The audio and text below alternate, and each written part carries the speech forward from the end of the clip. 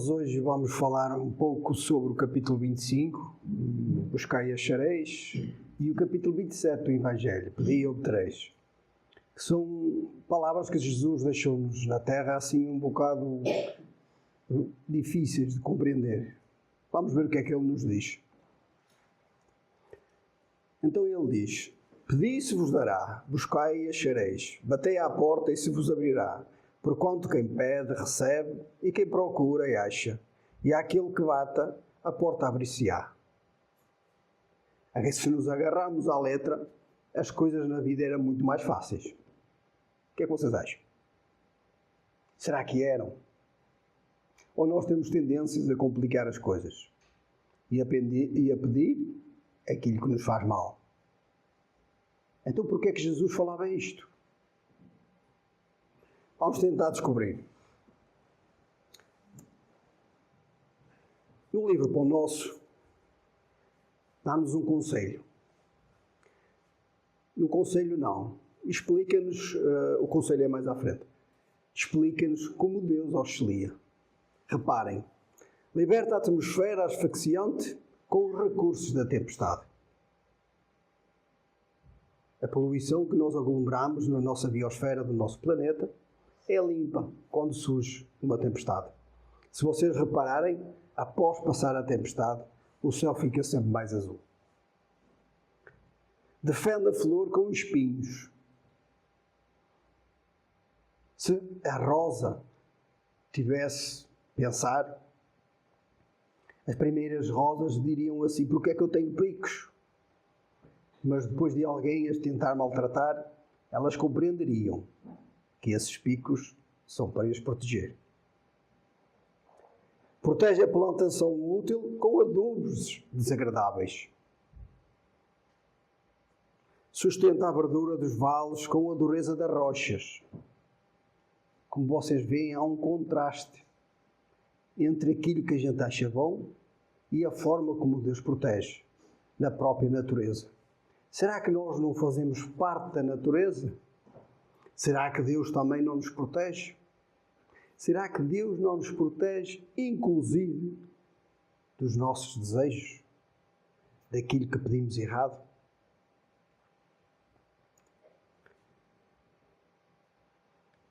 Aqui é que ele nos dá um conselho. Emmanuel, no livro Pão Nosso, acho que é Emmanuel. Pensámos a Jesus o dom da paz e da alegria, mas nunca nos esqueçamos de glorificar-lhe os sublimes desígnios. Toda a vez que a sua vontade misericordiosa e justa entra em choque com os nossos propósitos interiores.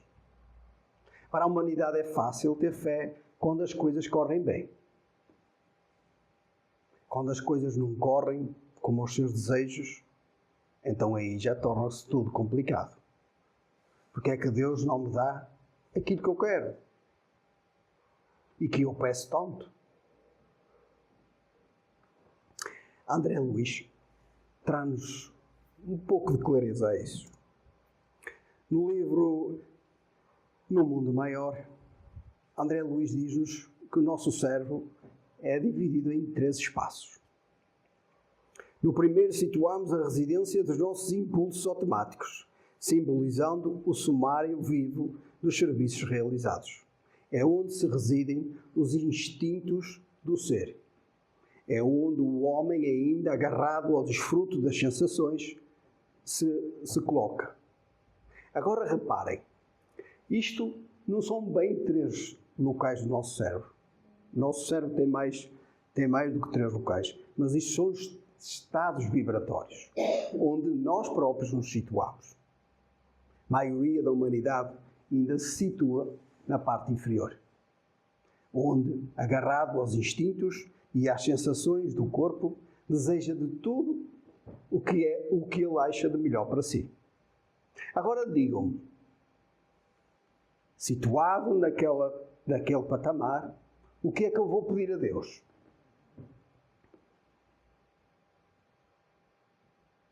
Que eu possa usufruir dos gozos, das sensações, de tudo o que é material. Não é?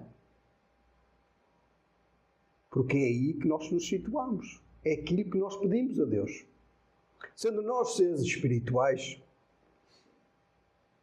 a nossa necessidade não é desfrutar o corpo, mas sim trabalhar com o corpo para um espírito melhor. Agora reparem, alguém que faz uma prece, situado naquela vibração. Onde é que vocês acham que a prece chega? Será que chega aos nossos guias, pelo menos? Tem autores que chegam. Sabem quando? Quando a dor dói. Quando o sofrimento nos atinge.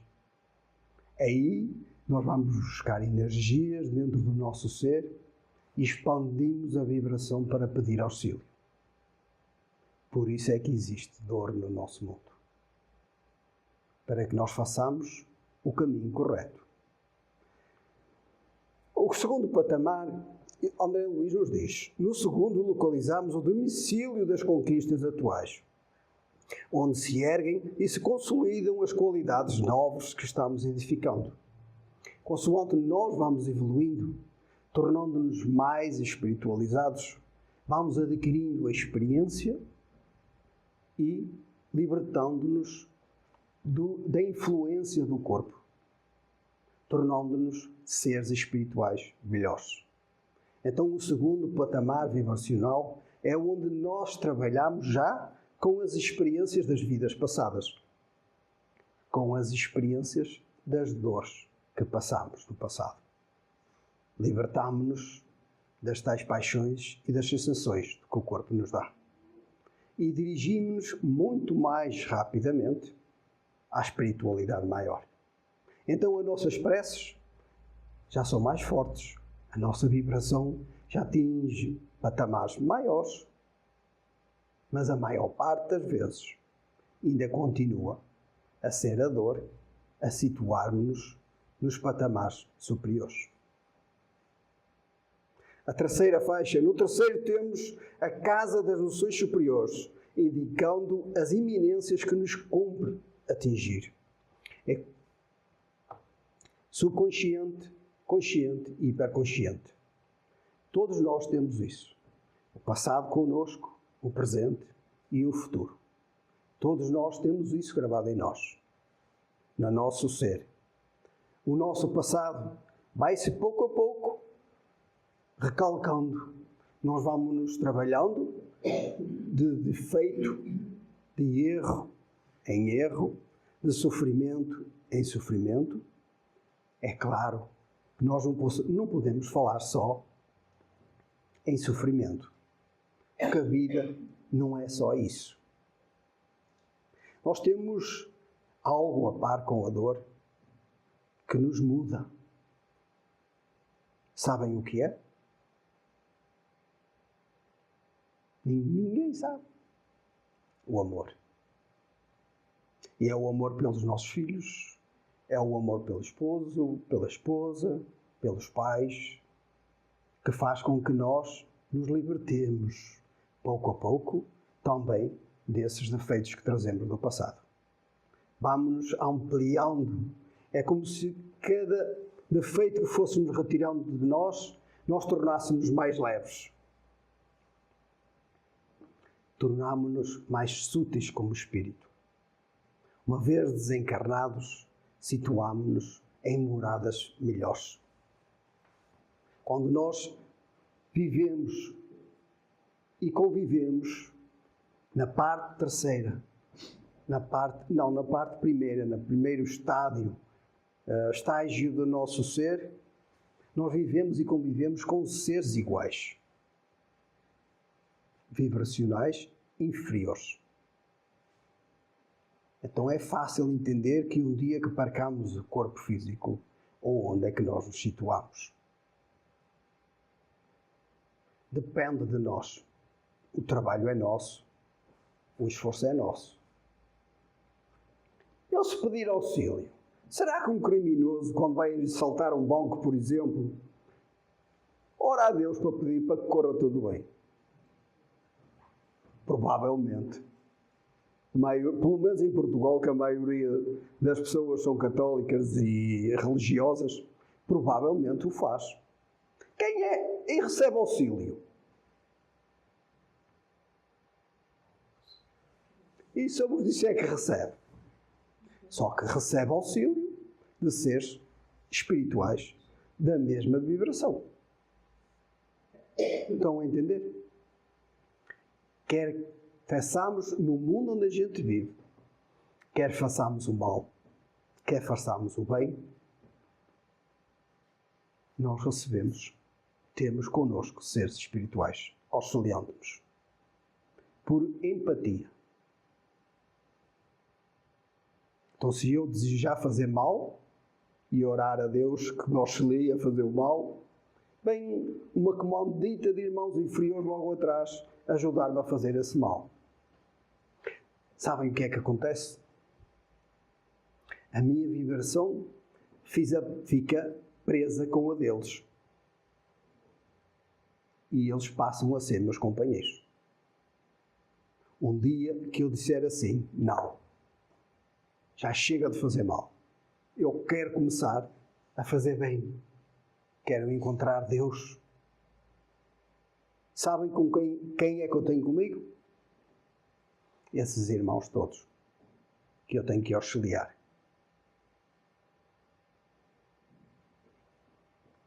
Então Deus auxilia sempre, ajuda-nos sempre. Estejamos onde estejamos. Cada um recebe, como Jesus diz, aquilo que procura. Cada um obtém aquilo que procura. Deus deixa ou permite que nós plantemos de livre vontade. Depois vamos colher aquilo mesmo que plantamos. No capítulo 25 diz-nos isto.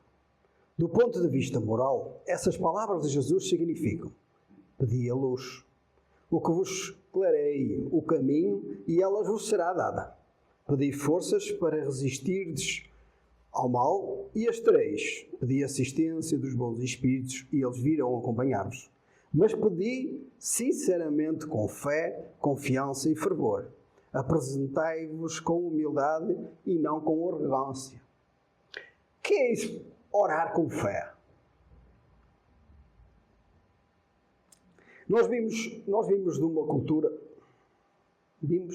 nós que estamos aqui, porque a maioria de Portugal é católica. Então ainda continua com essa cultura. Nós ensinamos aos nossos filhos as preces decoradas, os ensinos decorados. Isso dá-nos como que... Eu pelo menos tinha esse sentimento. Antes de encontrar o Espiritismo, ou ser empurrado para o Espiritismo, a expressão é mais adequada, eu gostava muito de ir à minha religião. Porque eu gostava de ouvir, gostava de ir ao templo, à igreja. Mas eu ouvia e aquilo que o sacerdote dizia, eu já sabia. Porque é uma constante, são ciclos. E são todos os anos, é o mesmo ciclos. O que nos dá um libertar de responsabilidades. Vocês o que é que acham? Como é que devemos orar a Deus? Deus o que é para vocês? Eu hoje só faço perguntas difíceis. É nosso Pai, não é? Como é que nós falamos com o nosso Pai?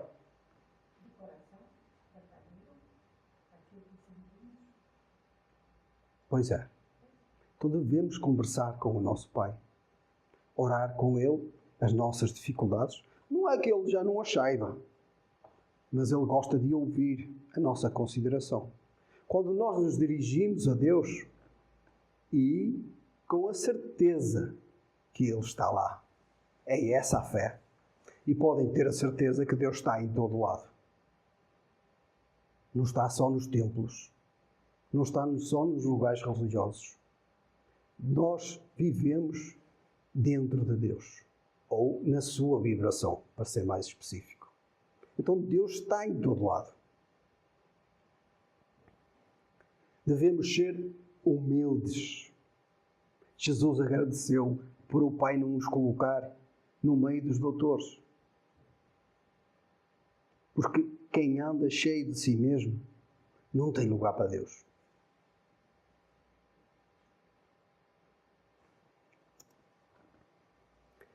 Diz-nos no Pão Nosso: é imperativo aprender a buscar o bem legítimo. Lá está. Nós temos que subir naquela escada, naqueles andares, para compreendermos realmente. Estabelecido o roteiro edificante, é chegado o momento de bater à porta da edificação. Sem o martelo do esforço metódico, sem o buril da boa vontade, é muito difícil transformar os recursos da vida carnal em obras luminosas, de arte divina, com vistas à felicidade espiritual e ao amor eterno. Vocês nunca se perguntaram se Deus existe, se é tão poderoso como a gente o fala, porque é que Ele não se impõe?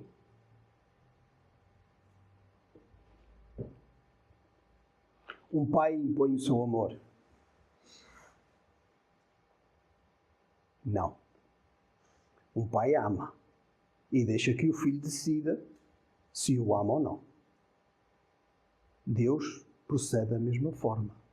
Deus quer que nós sejamos nós a procurá-lo. Então depende de nós. O esforço é nosso. Subir nos patamares que André Luiz nos mostra é nosso próprio esforço. A escada tem que ser aberta por nós. E podem ter a certeza que cada degrau é um esforço enorme.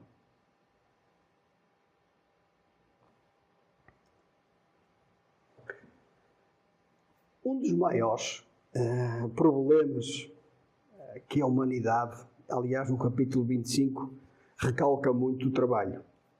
Um dos maiores problemas que nós vemos é que a maioria da humanidade pede um Euromilhões, um Totoloto, uma raspadinha cheia de dinheiro. Andamos todos à procura dos bens financeiros. Para quê? Para vivermos melhor? Para não precisarmos de trabalhar? Mas o trabalho na terra existe para quê? Não só. O trabalho dá-nos a nossa sustentação e a nossa independência, mas ensina-nos. Ouçam, nós um dia seremos trabalhadores das coisas maiores, como Jesus. No ser espiritual, trabalha com a mente. Mas eu, para fazer qualquer coisa com a mente, eu tenho de saber como as coisas se fazem. No André Luiz, no nosso lar, ele vai ter com costureiras para que as costureiras lhe ensinem como ele deve fazer a sua própria roupa. Estão a entender? Então o trabalho na terra é um instrumento que Deus nos coloca para nos ensinar a aprender como se faz as coisas. É um elemento instrutivo. E por outro, se nós não trabalhássemos em inteligência, sabem o que é que acontecia ao nosso cérebro? Atrofiava.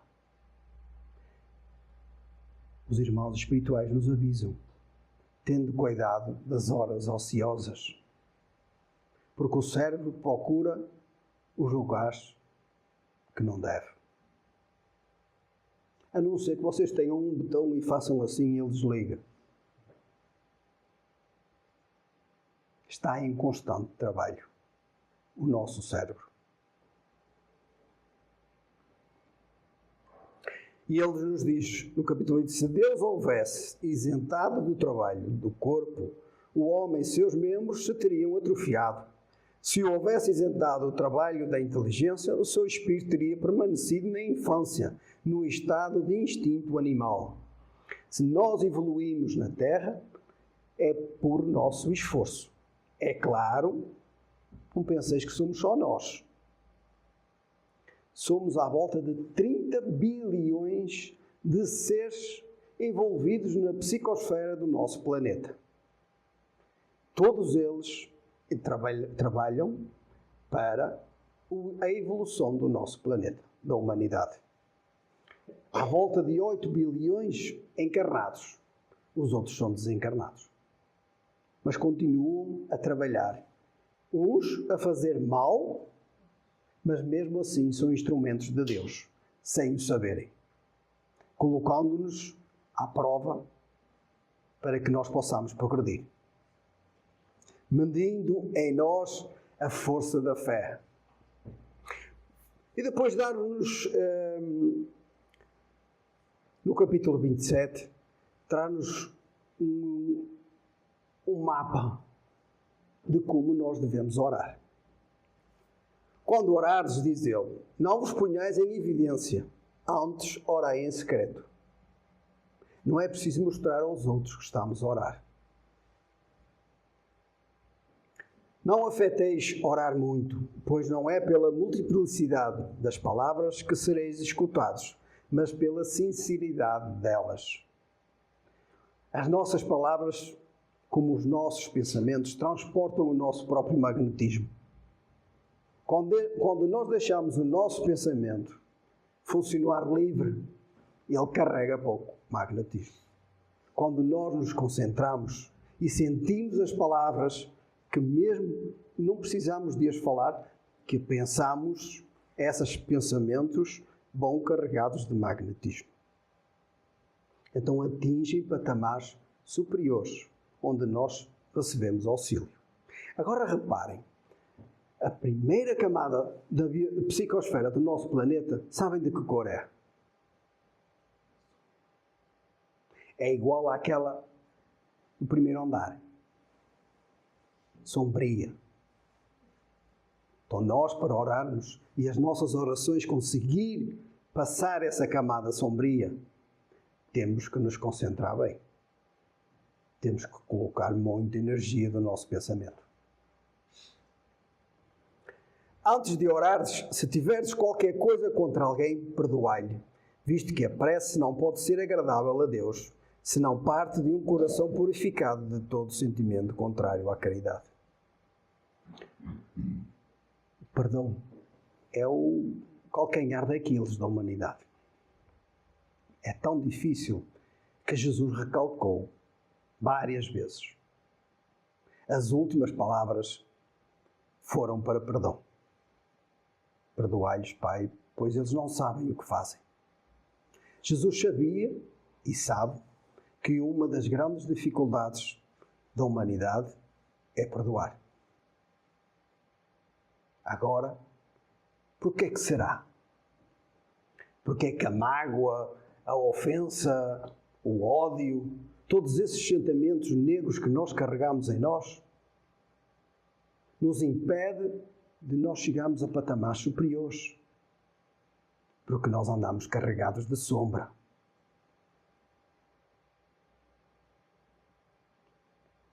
As nossas células são pequenos focos energéticos que necessitam de luz para se regenerarem, para se restabelecerem. Quando nós, de alguma forma, estamos impregnados desse tipo de sombra, elas não recebem energias necessárias. E com o passar do tempo, a doença aparece. No corpo físico, porque no espírito já anda com a pessoa há muito tempo.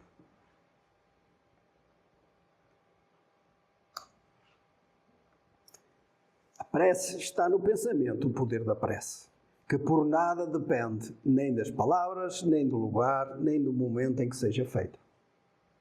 Eu posso ir no autocarro e ir orar. E ninguém dá por ela. É melhor ir orar ou olhar para o vizinho ou para a vizinha? O que é que vocês acham? Olhar para a roupa que ela leva, que ele leva? O que é que vocês acham que é melhor? Orai e vigiai, dizia-nos Jesus. Pode-se, portanto, orar em toda a parte e a qualquer hora, a sós ou em comum. Podemos orar em conjunto. podemos e devemos, sempre que pudermos. A oração em conjunto tem muito mais força do que um só, quando estão todos no mesmo pensamento. Porque se eu tiver 5 pessoas a orar, mas elas estiverem com os pensamentos dispersos, se calhar um sozinho tem mais energia do que os 5. É necessidade de... Então, e qual é a melhor forma de eu orar e me concentrar? A gente normalmente, quando fala, não sei se vocês repararam, a gente visualiza aquilo que está a falar. Ou não? Às vezes, quando estamos a falar coisas que não prestam para nada, não visualizamos aquilo que sai para a boca fora. Mas na maioria das vezes nós visualizamos. É como se tivéssemos uma televisão e ela, dessa imagem, vocês podem ter a certeza que nós encarnados não vemos, mas os irmãos espirituais veem. Nós plasmarmos os nossos próprios pensamentos à nossa volta. Então, quando nós estamos a orar, nós temos que visualizar aquilo que estamos a falar, que é para que o pensamento esteja todo concentrado no mesmo foco. Porque senão, se for uma oração decorada, o que é que sucede? Pai nosso, está em céu, santificado, o que é que eu vou fazer durante a noite, o que é que eu vou fazer para o jantar? Porque já se vai tudo atrás. A boca fala e o pensamento foge. Por isso, aqui a oração deve ser feita com o coração. Deve ser uma conversa, um diálogo entre nós e Deus. Se eu não entender o que significam as palavras, serei um bárbaro para aquele a quem falo. E aquele que me fala será para mim um bárbaro. Há necessidade de a oração ser inteligente. Tem um princípio e um fim. Se oro numa língua que não entendo, o meu coração ora, mas a minha inteligência não colhe fruto. Se eu próprio não entendo o que estou a orar, como é que vocês querem que Deus entenda?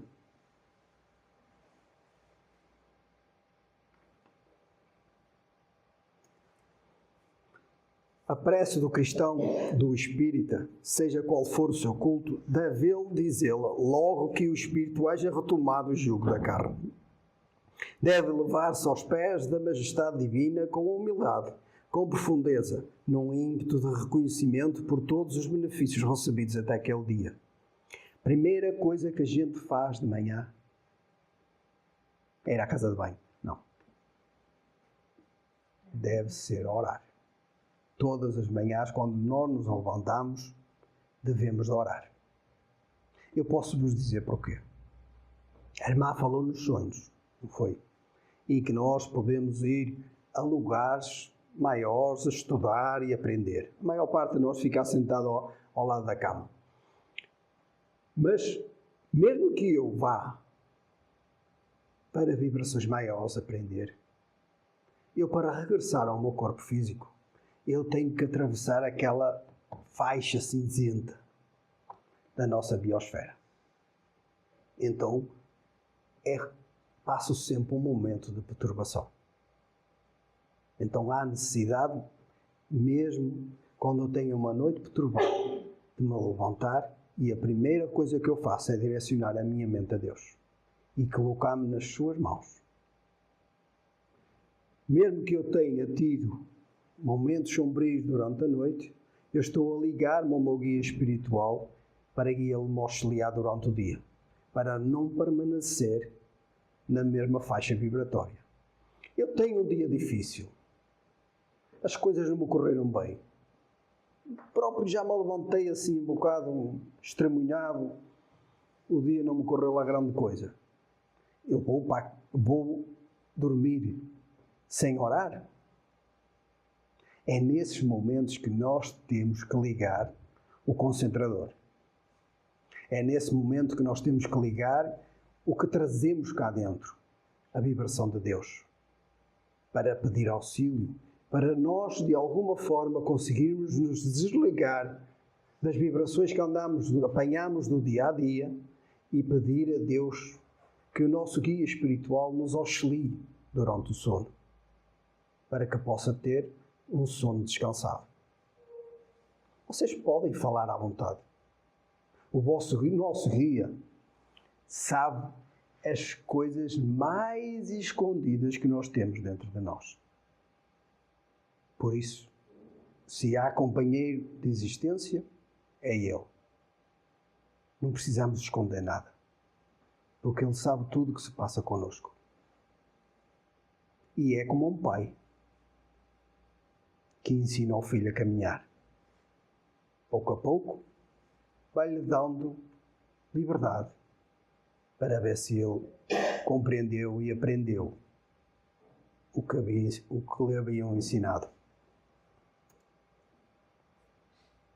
Deve ela subir humilde aos pés do Senhor, para lhe recomendar a vossa fraqueza, para lhe suplicar amparo, indulgência e misericórdia.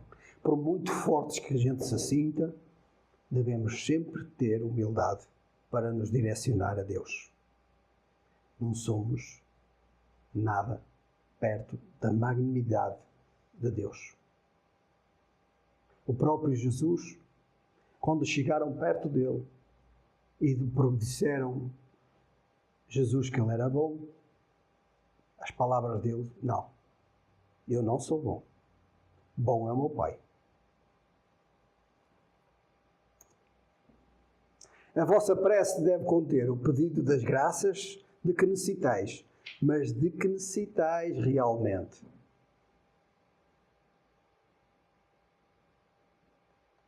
Inútil, portanto, pedir ao Senhor que vos abrevie as provas, que vos dê alegrias e riquezas. Rogai-lhe que vos conceda os bens mais preciosos da paciência, da resignação e da fé. Nos dê forças para nós ultrapassarmos as nossas provas. Nós não estamos aqui ao acaso. Nós trazemos um plano evolutivo na nossa reencarnação. As nossas dificuldades, mesmo que sejam outros a provocar-nos, as nossas dificuldades são nossas. Então há necessidade de nós mentalizarmos isso, aceitarmos e pedirmos a Deus, sim, energias e forças para poder ultrapassá-las. A vida na Terra é um momento.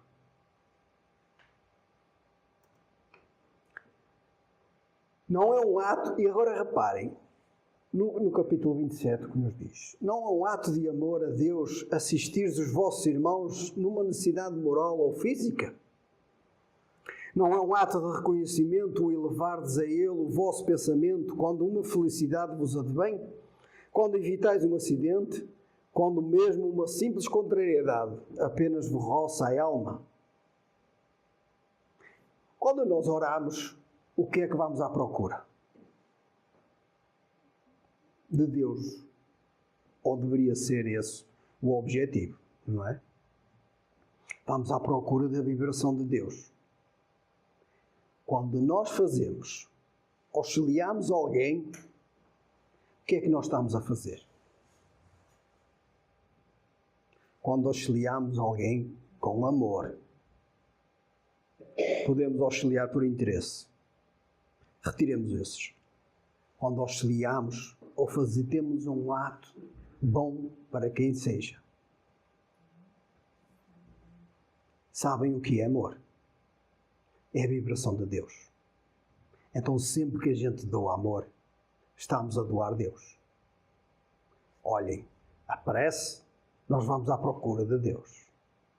Quando nós praticamos a caridade, nós estamos a doar esse Deus. E estamos a fazer com que Ele cresça dentro de nós. Cada ato de caridade é um crescimento de Deus dentro de nós. Quando nós lá está, chegamos ao terceiro andar. Compreendemos isso. A nossa vida já se é mais espiritualizada. Já não somos tão agarrados às sensações e aos instintos materiais. E então vemos o mundo e a própria vida de outra forma. Quando sentis que falistes, ainda que somente por um pensamento fugaz, para lhe dizer-lhes: perdoai-me, meu Deus, pois pequei, por orgulho, por egoísmo ou por falta de caridade. Dai-me forças para não falir de novo e coragem para a reparação da minha falta. Aqui fala-nos do perdão a nós mesmos. Nós erramos imensas vezes. Deus perdoa-nos. Não precisa.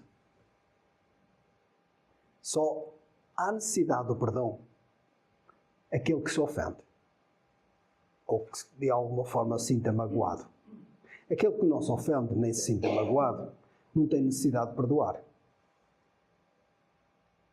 Então Deus não nos perdoa sequer. Sabe que nós ainda estamos nessa fase vibratória de cometer erros. Então nós temos que nos perdoar. O que é importante,